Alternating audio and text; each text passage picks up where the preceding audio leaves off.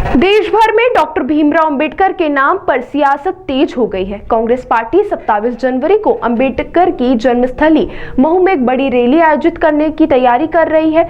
इस बीच इंदौर में संत रविदास और अंबेडकर की प्रतिमाओं के अपमान का मामला सामने आया है, जिसने राजनीतिक माहौल को और गर्मा दिया है।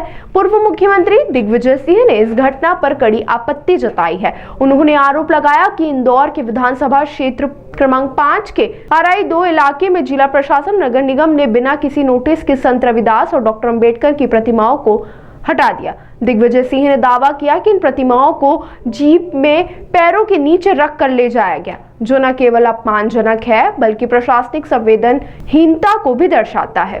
तो वहीं देश भर में डॉक्टर भीमराव अंबेडकर के नाम पर राजनीति तेज हो गई है। कांग्रेस पार्टी 27 जनवरी को उनकी जन्मस्थली महू में एक विशाल रैली आयोजित करने जा रही है। इसको लेकर पार्टी बड़े स्तर पर तैयारियों में जुटी हुई है। इस बीच मध्य प्रदेश के इंदौर में संत रविदास और अंबेडकर की प्रतिमाओं के साथ हुए कथित अपमान ने विवाद को और गहरा कर दिया है। यह मामला इंदौर के विधानसभा क्षेत्र 5 के RI 2 इलाके से जुड़ा है, जहां जिला प्रशासन और नगर निगम पर आरोप है कि उन्होंने बिना किसी पूर्व सूचना के संत रविदास और डॉक्टर अंबेडकर की प्रतिमाओं को हटाया। पूर्व मुख्यमंत्री और कांग्रेस के वरिष्ठ नेता दिग्विजय सिंह ने इस घटना पर तीखी प्रतिक्रिया व्यक्त की। उन्होंने कहा कि प्रतिमाओं को बेहद असंवेदनशील तरीके से एक जीप में रखा गया, जहां उन्हें पैरों के नीचे दबा दिया गया। यह न केवल प्रशासन की संवेदनहीनता को दर्शाता है बल्कि समाज के प्रति उसके गैर जिम्मेदार रवैये को भी उजागर करता है। दिग्विजय सिंह इस मामले की जानकारी मिलने पर तुरंत घटनास्थल पहुंचे और स्थिति का निरीक्षण किया। इसके बाद उन्होंने एक प्रेस वार्ता में आरोप लगाया कि बीजेपी सरकार के संरक्षण में गरीबों के घर और दुकानें तोड़ी जा रही हैं, जबकि रसूखदार और प्रभावशाली व्यक्तियों को बचाया जा रहा है। उन्होंने कहा कि यह घटना भी इसी मानसिकता का हिस्सा है। दिग्विजय सिंह ने कहा कि ये शहर अब बिल्डर्स के हाथ में पहुंच गया और बिल्डर्स ही शहर चला रहे हैं। दिग्विजय सिंह ने बीजेपी नेताओं और अधिकारियों पर गठजोड़ का आरोप लगाते हुए कहा कि गरीब और पिछड़े वर्ग के लोगों के अधिकारों का लगातार हनन किया जा रहा है। पहली बात तो ये है, कोई दिग्विजय सिंह मॉडल नहीं है। ये तो एक साधारण राजनीतिक एक मुद्दे की बात है। मैंने आपसे शुरू में कहा था कि 5 सूत्र राजनीति के लिए आवश्यक है: संपर्क, संवाद, समन्वय, सामंजस्य, सकारात्मक सोच। तो जितनी भी यात्राएं हुई हैं इस देश में और विदेश में भी, चाइना का भी माओ से सुन का जो लॉन्ग वॉक था वो क्या था? ये भी पदयात्रा ही थी उनकी। और दांडी मार्च महात्मा गांधी की।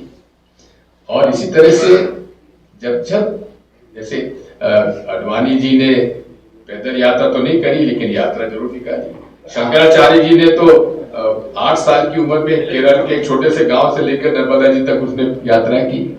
उनकी यात्रा में कार्यकर्ता से व्यक्तिगत संपर्क होता था, जिसका फायदा कांग्रेस को मिला। अभी भी वही हुआ राहुल गांधी जी के साथ, पर मध्य प्रदेश से वो गायब। ठीक, ऐसा अगर है तो आप जीतू पटवारी जी को राय दे दीजिएगा।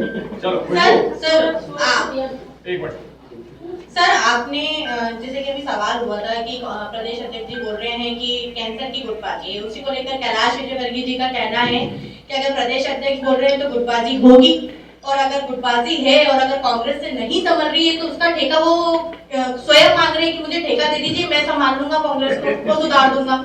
कौन? कैलाश विजयवर्गीय क्या कांग्रेस ठेका लेना चाहते हैं? उनको ठेका लेने के लिए भाजपा में बहुत कुछ है। पहली बात तो ये है, आपने 2G 3G कोल का बताया, इन सारे प्रकरणों में मंत्रियों तक की जेल हुई है कि नहीं हुई है? और हम ही लोगों ने, हमारी सरकार ने ही वो केस दायर किया था। क्या भारतीय जनता पार्टी ने एक प्रकरण बता दीजिए? क्या भ्रष्टाचार, मोदी जी के राज में भ्रष्टाचार नहीं हुआ? उस पर कोई कार्रवाई हुई आज तक क्या? एक। दूसरा, हमेशा से याद रखिए, मैं भी 10 साल तक मुख्यमंत्री रहा। कहीं भी कोई शिकायत आती थी तो शिकायत जिसके खिलाफ हुई उसी को जांच करने के लिए नहीं दी जाती थी। आज मैंने आपको अलग से बताया है। बात यही है कि हमने जहां भी भ्रष्टाचार का प्रकरण आया, हमने कार्रवाई की, जांच करवाई, दोषियों के खिलाफ कार्रवाई भी करी। मैं तो आपसे पूछना चाहता हूं, क्या इंदौर में भ्रष्टाचार नहीं हो रहा है? नगर निगम में, प्रशासन में क्या कोई किसी एक के खिलाफ भी कार्रवाई हुई है? यहाँ के रेवेन्यू रिकॉर्ड में क्या अफरा तफरी नहीं हुई है? सरकारी जमीन किन किन बड़े बिल्डर्स के पास पहुंच गई, क्या आपको जानकारी नहीं है? उनके खिलाफ क्या कार्रवाई हुई है? देखिए, फॉर्मूला एक ही है।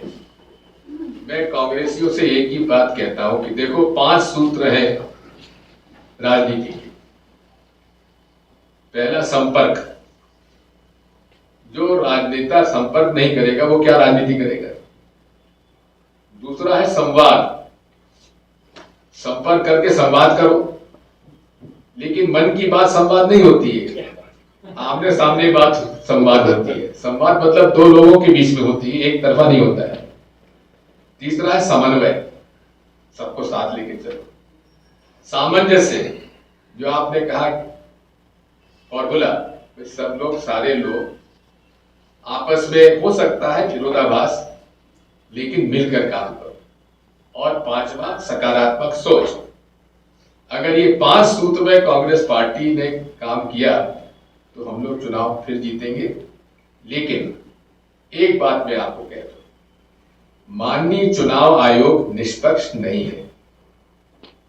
वोटर लिस्ट निष्पक्षता से नहीं बनाई जाती है। इंदौर की वोटर लिस्ट में एक भाजपा के कई ऐसे लोग हैं जिनके 2-2, 4-4 पोलिंग बूथ पे 2-2, 3-3 विधानसभा में नाम लिखे हुए हैं। इन सब बातों पर हमें ध्यान देने की आवश्यकता है। इलेक्शन मैनेजमेंट की कमेटी हमारे यहाँ बनी है। थोड़ी कमी हमारी इस मामले में भी है कि बूथ लेवल एजेंट हमारे जो नियुक्त होना चाहिए कई जगह नहीं होते। इन सब चीजों पर हमें विशेष तौर पर ध्यान देना चाहिए। और यही आज AICC के अंदर हमारा जो प्रोग्राम है, यही इन 5 सूत्रों पर कायम किया गया है, जिसको कि AIC सेशन बेलगावी में जो हुआ था उसमें ये बातें आई थी। और ये 26 जनवरी तक, 27 जनवरी तक हमारा ये कार्यक्रम था, जय बापू, जय भीम और जय संविधान का। इसके बाद जनसंपर्क अभियान हमारा साल भर के लिए चलेगा। और हमारी ये लड़ाई है, हम लोग मांग करते हैं कि चुनाव बैलेट पेपर से होना चाहिए, क्योंकि एक मेरा संविधान अधिकार है हर वोटर का, जहां मैं चाहूं वहां वोट डालूं। जहां मैंने वोट डाला है वहां वोट पड़े, और जहां मैंने डाला है, जहां पड़ा है, वो पूरी गिनती हो। ये 3 बेसिक मेरे फंडामेंटल राइट है, जो आज EVM में नहीं है। इसलिए हमारी लड़ाई अदालत में चली रही है, जमीन पर भी लड़ाई हम लोग लड़ेंगे और कोशिश करेंगे कि हमारी जो 3 फंडामेंटल राइट है हर वोटर का, आपका भी उतना ही अधिकार है कि जहां आप चाहें वहां जहां वोट डालें और वहां वोट रजिस्टर हो और उसकी पूरी 100% गिनती होना चाहिए। लोग कहते हैं समय लगेगा बहुत, बिल्कुल समय नहीं लगेगा। आपने 14 टेबल लगा रखी है काउंटिंग की, अरे 14 टेबल से आप बढ़ा के 50 टेबल कर दो, 100 टेबल कर दो। क्या अधिकारी कर्मचारी की कमी है क्या? कोई स्पेस की कमी है क्या? आसानी से 5-6 घंटे में काउंटिंग पूरी हो सकती है।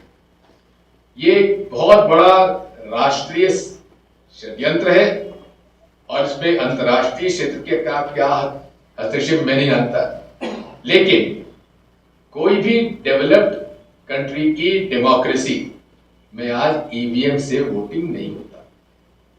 सर, सिंधिया जी वाला जवाब नहीं सिंधिया जी का आता ज्यादा सवाल है, सिंधिया जी का ज्यादा सवाल है। उनकी बेचैनी शायद आपको जानकारी ज्यादा होगी, मुझे नहीं है।